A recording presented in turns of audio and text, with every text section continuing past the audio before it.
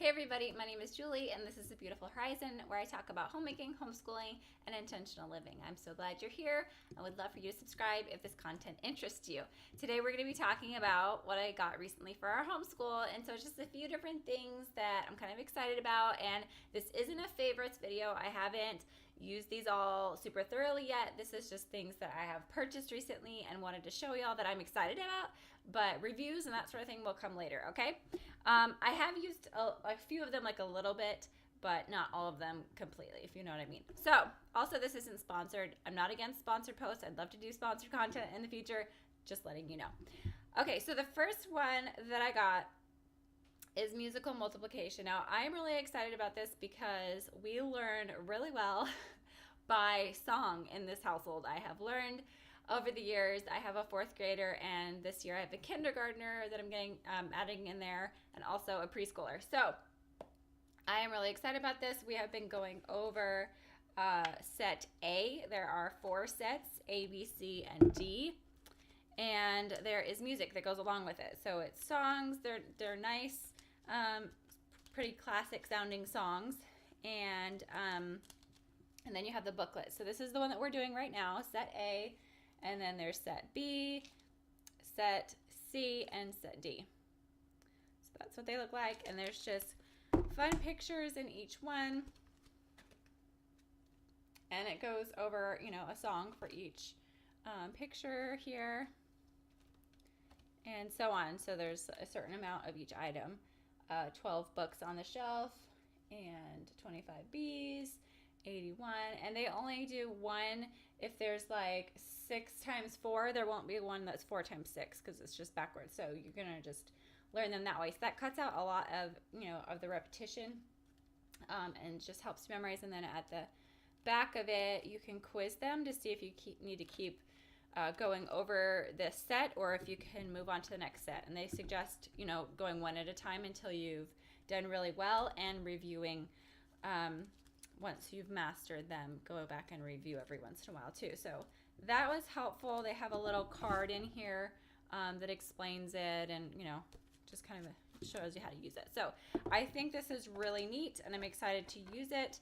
This is from The Good and the Beautiful, which I'm not using any of their real curriculum this coming year, but I do like some of the the things that they offer.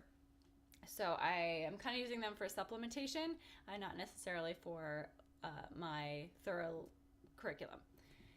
The next thing that I got was some little note card zip pockets. And I didn't realize when I got the first one that it actually comes with index cards in it. It comes with 50. This is from Walmart, and I will link everything that I can in the description. Obviously from Walmart, I can't link this, but it might possibly be on Amazon too. I'll check. But anyway, these are 3x5 dot grid index cards. So if you're familiar with like bullet journaling, it's the same kind of deal where it's the dots, and then you can write whatever you want, and they're blank on the back. But I'm going to be using these for spelling flashcards, as well as addition flashcards for my daughter. She's in kindergarten, so we'll be doing addition flashcards for her, and we're using master books this year. I'll be putting out a curriculum for the coming year video pretty soon, so be sure to subscribe if you want to see that. And for my son, we're going to be using Right Brain flashcards for spelling words. So that's where you write the word and then you draw a picture like around the word or in the word or beside the word having to do with the word. So it helps those visual learners to kind of enjoy the process of flashcards and to remember the words better by having a visual picture along with that analytical word. So I'm excited about learning that way. I'm using the Master Books language lessons for a living education, and also their math lessons for a living education, and that's where I got those ideas for flashcards for spelling and for addition. Next, also from Master Books, I just got these and I've read one of them so far. This is a series, Big Thoughts for Little Thinkers, and it's basically like theology books for little kids, which I'm really excited about. I am non-denominational Christian, and so We've been getting kind of more into theology and doctrines and that sort of stuff lately, and just kind of learning more about that. Being from a non-denominational background, it's something that I'm kind of exploring more now, but I don't have necessarily like a set, theology in certain areas. It's kind of something that's a little bit different for the way I come to faith. So yes, I have things that I believe, but I don't necessarily put labels on all of those things. But just kind of knowing things about the Trinity and the gospel and the scripture and the mission, I thought would be really cool to talk about with my kids, and just kind of share those ideas with them a little bit more.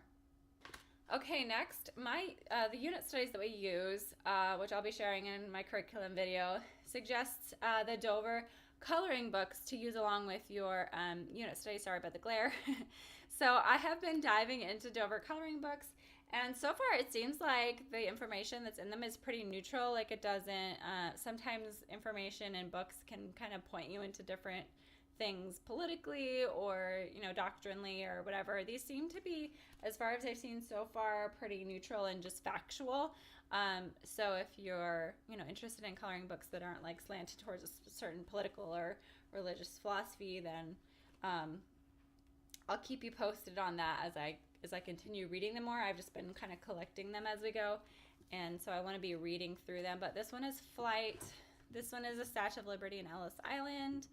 This one is American automobile history, and these are like mostly American based.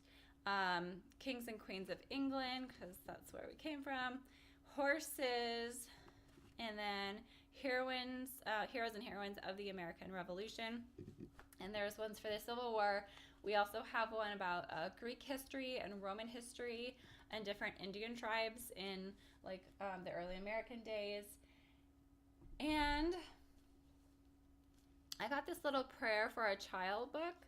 Obviously this is, Christian-based book. It's literally just goes through like with this little girl, and she's saying, "Bless this milk and bread and my bed and night and my toys and my shoes." And this little, it's saying bless, but it really reminds me of just gratitude and thankfulness for all of our things.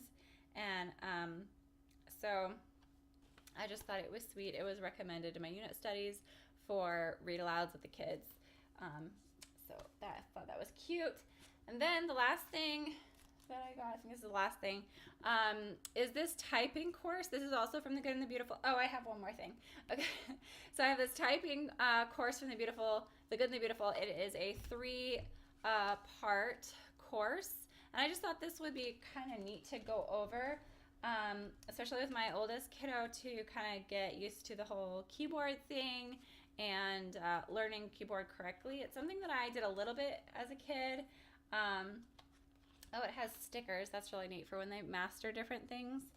And so, yeah, you just need